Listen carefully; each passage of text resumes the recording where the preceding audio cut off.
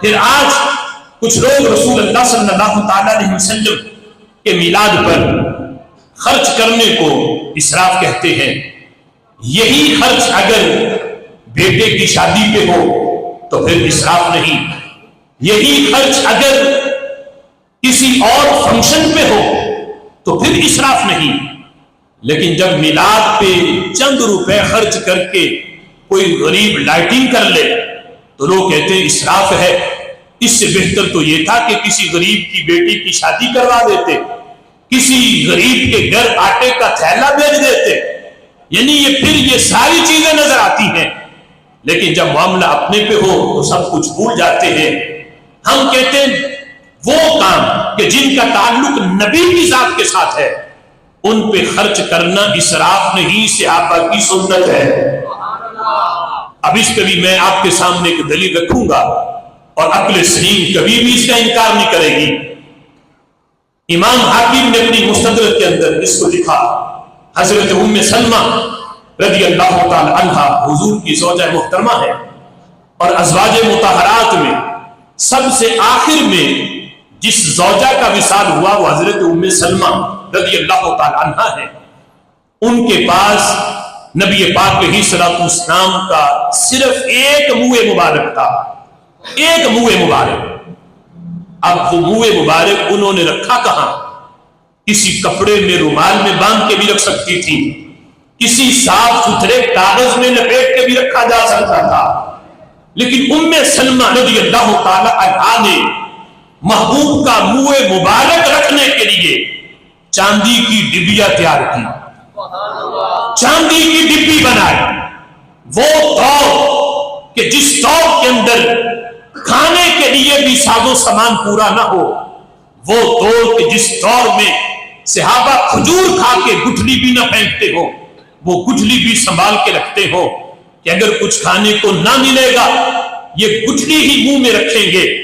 اس کے اوپر جو تھوڑی سی مٹھاس لگی ہے پانی کا گھونٹ پی کے وہ مٹھاس ہم اندر لے کے جائیں گے، تھوڑی سی جسم کو تقویت ملے گی۔ وہ دور کہ جس دور میں کفن دینے کے لیے بھی پورا کپڑا نہ ملتا ہو، اس دور میں حضرت ام سلمہ رضی اللہ تعالی عنہا نے محبوب کا منہ مبارک رکھنے کے لیے چاندی کی ڈبیا بنا۔ اب آج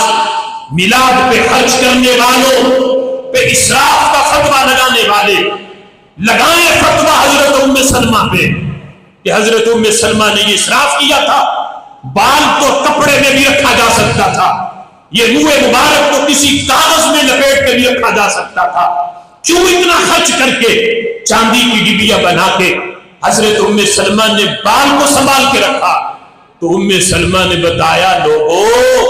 تمہارے بال سروں سے جدا ہو تو گندی نالی میں بہتے ہیں، محبوب کے بہترے نور سے جدا ہونے والا بال بھی صحابہ چاندی کی ڈبیا میں سنبھال کے رکھتے ہیں، اور چاندی کی ڈبیا میں رکھ کے بتایا یہ بال کا ادب ہے۔ تو صحابہ جب بال کا اتنا ادب کرتے ہیں تو رسالت معاد کا کتنا ادب کرتے ہوں گے؟ جب ایک بال کا اتنا احترام ہے، جب ایک بال کا اتنا ادب ہے، یہ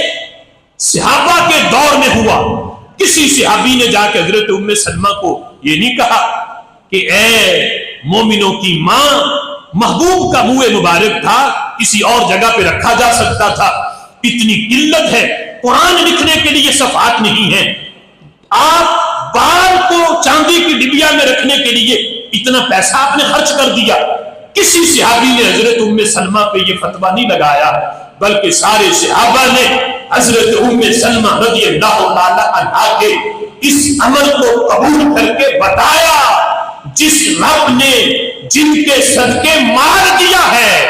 اس نبی کے ذات پہ مال خرچ نہ ہو تو پھر کہاں کرنا ہے؟ اور پھر ان کے سامنے قرآن سے دلائل تھے، وَأَمَّا بِنِعْمَةِ رَبِّكَ فَحَدِّثْ، جب تمہیں اللہ کی نعمت ملے اس کا تم نے چرچا کرنا ہے۔ تو ام سلمہ بتا رہی تھی لوگوں ہمارے پاس جو کچھ ہے یہ اللہ نے دیا، ہمیں نہیں دیا، رب نے محبوب کو ہے،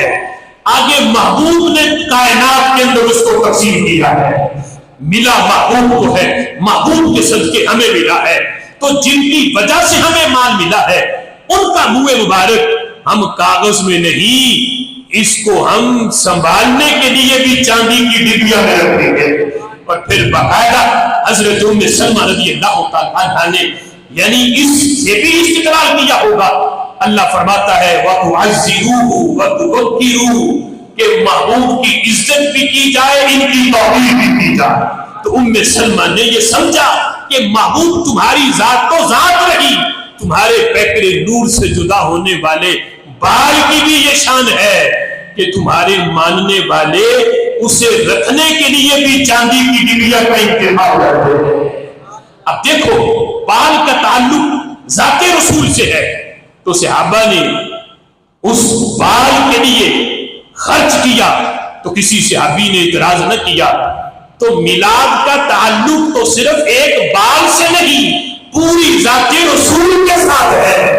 جب ایک بال کے لیے خرچ کرنا یہ صحابہ کی سنت ہے تو اس سے یہ قرار پایا کہ ذات رسول کے لیے اور پورے محبوب کے پیکر نور کے میلاد کے لیے خرچ کرنا یہ بھی شریعت میں منع نہیں, بلکہ یہ بھی مستحسن ہے, اور اللہ اس پر بھی صدقے کا ثواب عطا فرماتا ہے.